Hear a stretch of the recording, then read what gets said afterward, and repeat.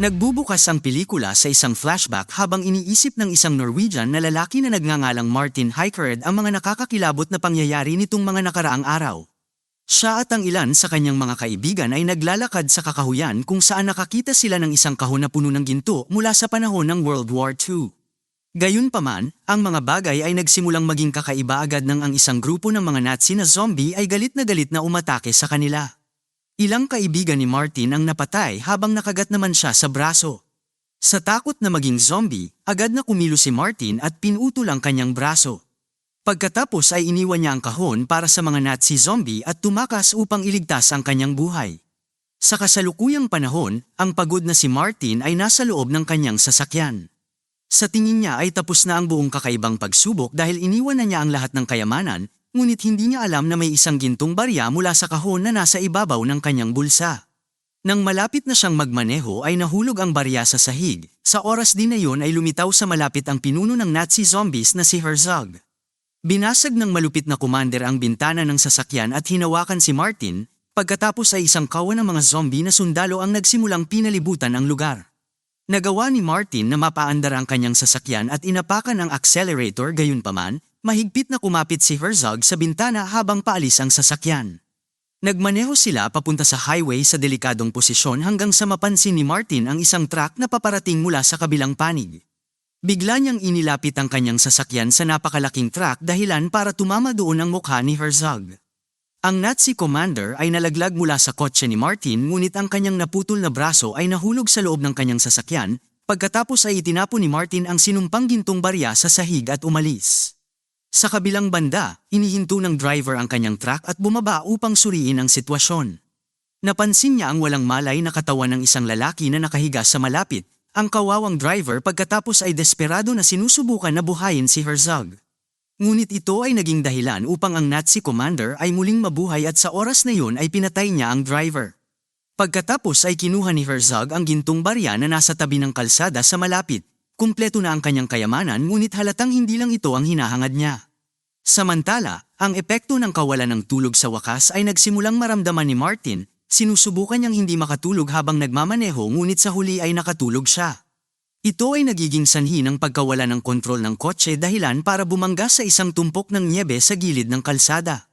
Samantala, tinipon ni Herzog ang kanyang hukbo at binigyan sila ng mahigpit na utos na magtungo sa pinakamalapit na bayan. Matapos magkamalay, natagpuan ni Martin ang kanyang sarili sa isang ospital. Kasama rin sa eksena ang dalawang pulis na agad namang nagtanong sa kanya. Lumalabas na natagpuan ng mga awtoridad sa kakahuyan ang mga putol-putol na bangkay ng kanyang mga kaibigan kabilang na ang kanyang kasintahan. Si Martin na ngayon ang pangunahing sospek sa pagpatay ng hindi bababa sa 7 katao, gayunpaman, sinabi sa kanya ng isang surgeon na magiging maayos ang lahat. Nang dinala si Martin sa ospital ay wala siyang kanang braso, ngunit natagpuan ng mga pulis ang isang putol na braso na nasa kotse at inisip nila na kay Martin yun. Ginawa ng surgeon ang isang komplikadong operasyon at itinahi ang braso pabalik sa siko ni Martin. Lingid sa kanilang kaalaman, ang braso ay pagmamay-ari ng Nazi zombie commander na si Herzog at puno ito ng dark magic. Sinuri ng isang natatakot na si Martin ang kanyang braso na biglang nagsimulang kumilos sa sarili nitong kalooban, pinutol nito ang posas na inilagay ng pulis at agad na inatake ang lahat ng nasa paligid. Walang magawa si Martin habang ang kanyang kanang braso ay pinapatay ang surgeon. Ngunit bago pa siya makapagdulot ng karagdagang pinsala ay pinigilan siya ng 2 pulis at tinurukan naman siya ng pangpatulog ng isang nurse. Dahan-dahan na nakatulog si Martin at pagkatapos ay itinali siya sa kama ng mas mahigpit. Sa ibang lugar, dumating si Herzog at ang iba pang zombie sa isang rural na komunidad. Pumasok sila sa isang bahay at pinatay ang isang matandang mag-asawa sa loob. Ang isang zombie na doktor ay kinuha ang braso ng matanda at ikinakabit ito sa siko ni Herzog sa pamamagitan ng dark magic. Pagkatapos nito ay binisita ng mga Nazi na zombie ang isang malapit na sementeryo kung saan nakahimlay ang mga sundalong Aleman mula sa World War II. Ginamit ni Herzog ang kanyang mahika para subukan na buhayin ang mga ito ngunit wala talagang nangyayari. Pagkatapos ay ibinunyag ng kanyang doktor na karamihan sa mga bangkay na ito ay naagnas na ng napakatagal na halos wala nang natitira sa kanilang katawan. Nangangahulugan ito na upang makagawa ng isang hukbo ng mga zombie na sundalo, kailangan muna nilang muling pumatay. Nang marinig ito, agad na sinundan ni Herzog ang pari ng isang kalapit na simbahan. Pinalo muna niya ang mukha ng kawawang pari, Pagkatapos gamit ang kanyang masamang mahika ay hinawakan niya ang mukha ng pari at binuhay siyang muli. Tiyak na ngayon na kaya ng commander na bumuhay ng sarili niyang hukbo ng mga zombie na sundalo. Pagbalik sa ospital, muling nagkamalay si Martin ngunit natagpuan ang kanyang sarili na nakatali sa kanyang kama. Isang pulis na nagbabantay sa labas ng pinto ang nakitang natutulog. Sa oras na yun ay biglang lumitaw ang isang batang lalaki na nagngangalang Bobby mula sa ilalim ng kama ni Martin. Ibinunyag ng batang ito na siya ay isang Amerikanong turista na nililibot ang buong Norway kasama ang kanyang ina. Ngunit dahil nagkasakit ang kanyang ina ay dinala siya ng ilang lokal sa ospital. Doon niya unang nakita si Martin na kanina pa sinasabi na nakakita siya ng mga zombie sa kakahuyan. Lumalabas na ang bata ay bahagi ng isang lihim na grupo na tinatawag na Zombie Combat Squad na nasa Amerika at pumasok sa silid na ito upang kunan ng larawan ang braso ni Martin. Pagkatapos ay ipinadala nito ang larawan pabalik sa kanyang grupo sa Amerika at hindi nagtagal, hiniling ni Martin sa bata na palayain siya na nangangakong magbibigay ng tsokolate bilang kapalit. Ang maliit na bata ay pumayag at tinanggal ang tali mula sa kama para lang malaman na si Martin ay walang anumang tsokolate. Samantala, nakita ng ating bida na ang kanyang silid sa ospital ay binabantayan ng husto ng 2 pulis. Ito ang dahilan kaya halos imposible na makatakas siya, ngunit sa sandaling iyon ay naramdaman ng demonyong braso ang kanyang pagkabigo at kumilos. Hinawakan nito si Bobby sa kwelyo at inihagis sa bintana. Ang gulat na si Martin ay tumalon palabas ng ospital sa pamamagitan ng sirang bintana at nakita si Bobby na nakahiga sa lupa na walang malay. Hindi na humihinga ang bata na nag-udyok kay Martin na bigyan siya ng CPR, sa kasamaang palad, ang braso ng dyablo ay napakalakas kaya pumaloob ito sa dibdib ng bata. Makalipas ang ilang segundo, nagising ang nagbabantay na pulis at nakitang nasira ang bintana sa silid. Agad siyang pumasok at tiningnan ang bintana, doon ay nakita niya si Martin na nakaupo malapit sa patay na bata. Makalipas ang ilang segundo ay umalis si Martin at hinabol ng pulis, dahil naramdaman ng braso na siya ay nagpapanik. Kinuha nito ang badge ng isang kotse na nakaparada sa malapit, pagkatapos ay inihagis nito ng napakalakas kaya pumasok ito sa bungo ng pulis at pinatay siya sa lugar. Pagkatapos ay nagnakaw si Martin ng kotse mula sa parking lot at tumakas, nagkataon na nasa kanya pa rin ang telepono ni Bobby kaya hindi nagtagal ay nakatanggap ito ng tawag mula sa koponan ng zombie combat. Kinuha ito ni Martin at ipinaliwanag na pinatay si Bobby ng mga zombie. Bilang tugon ay sinabi ng pinuno ng koponan na si Daniel na siya at ang kanyang koponan ay pupunta sa Norway upang patayin ang mga zombie na ito. Dahil dito ay medyo naging magaan ang loob ni Martin dahil malapit nang matapos ang bangungot niya. Ngunit lingid sa kanyang kaalaman, ang koponan na ito ay hindi kasing propesyonal tulad ng kanilang sinasabi. Isa lang itong grupo ng 3 Amerikanong nerd na nagsama-sama para sa mga zombie gayunpaman, dumating si Daniel at ang kanyang 2 kasama na sina Monica at Blake sa Norway kinabukasan. Gumawa sila ng plano na bisitahin si Martin, ngunit bumili muna sila ng mga armas upang labanan ang mga zombie. Samantala, bumisita si Martin sa isang World War II museum sa isang kalapit na nayon. Gusto niyang malaman kung ano talaga ang gusto nitong Nazi zombie army. Sa kasamaang palad para sa kanya, ang kanyang larawan ay nakalagay sa lahat ng mga pahayagan. Aktibo na siyang hinahanap ng pulisya kaugnay sa pagpatay sa 9 na tao. Si Martin, gayunpaman ay wala nang mapupuntahan ngayon at nagpasya na magpatuloy sa kanyang paghahanap.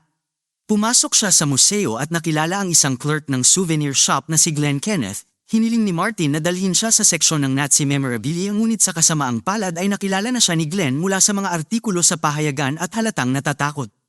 Alam na alam ni Martin na kapos siya sa oras at kailangan niyang makuha ang impormasyon sa lalong madaling panahon.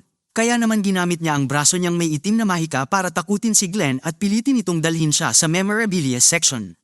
Makalipas ang ilang sandali, dumating ang 2 sa ikalawang palapag ng museo na naglalaman ng lahat ng uri ng impormasyon sa pagsalakay ng Nazi sa Norway.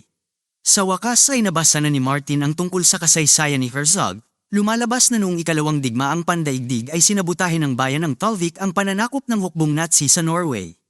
Ang galit na si Hitler ay personal na ipinadala si Herzog upang lipulin ang bawat huling residente ng maliit na bayan na ito bilang paghihiganti. Gayunpaman, si Herzog at ang kanyang mga tauhan ay hindi kailanman nakarating sa Talvik at pinatay bago pa nila magawa ang kanilang mga misyon.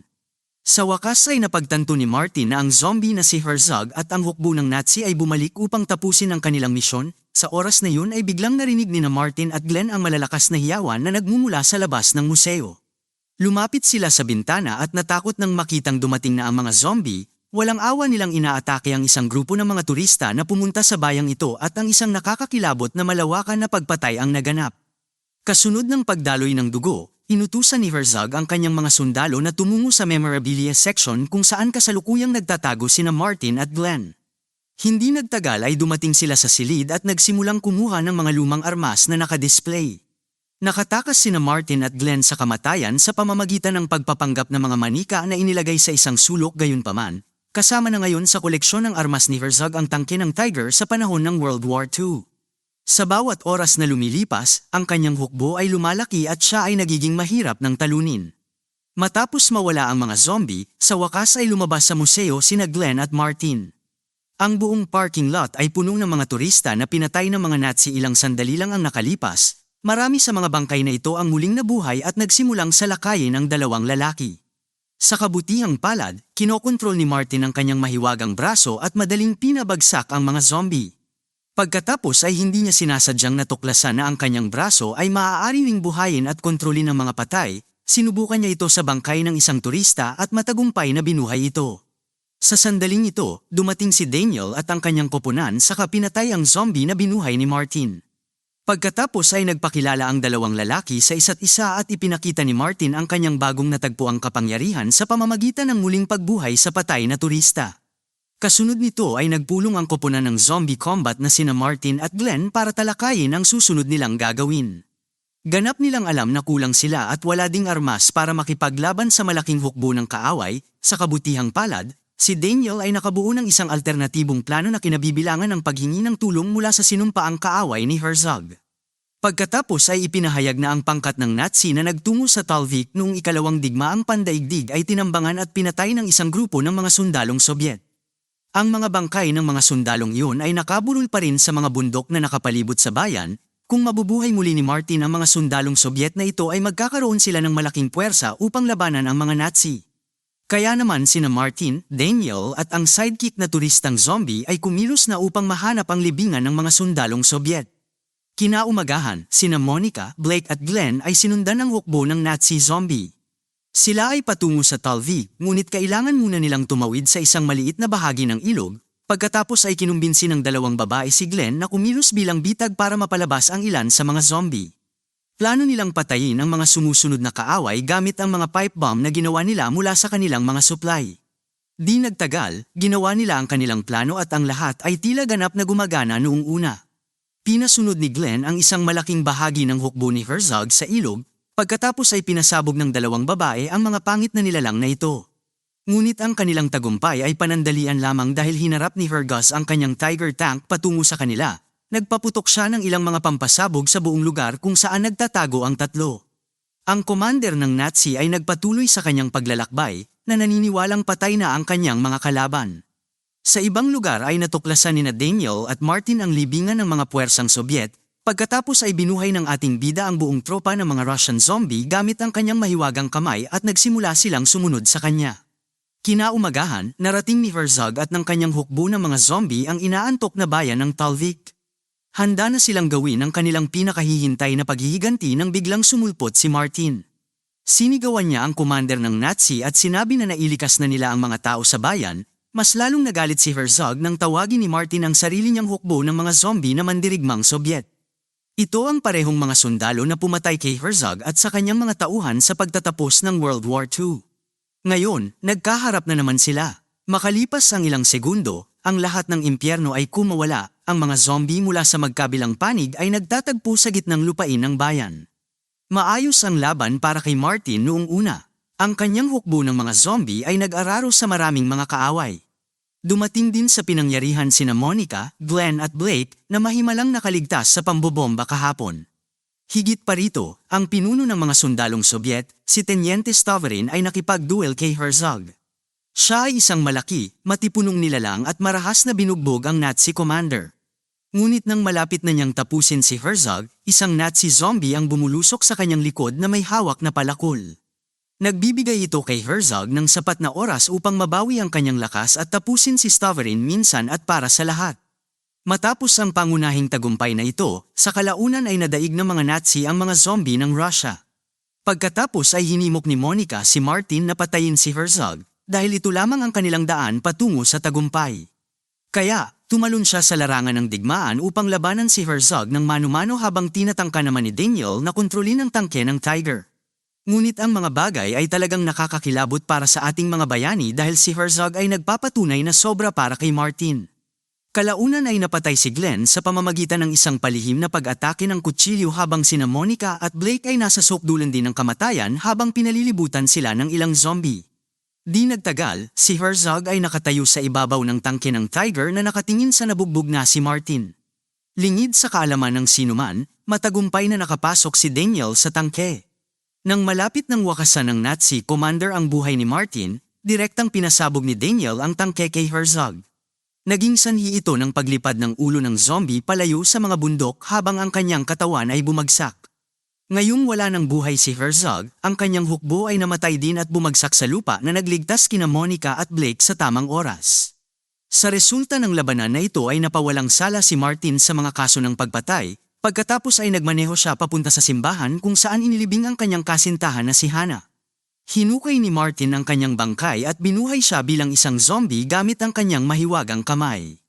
Ngunit hindi pa rin tapos ang kaguluhan dahil nabawi ng zombie doctor ang ulo ni Herzog na tila may malay pa. Salamat sa panunood. Para lagi kayong updated sa susunod na kwento, mag-subscribe at siguraduhin na naka-on ang notification bell. Ingat!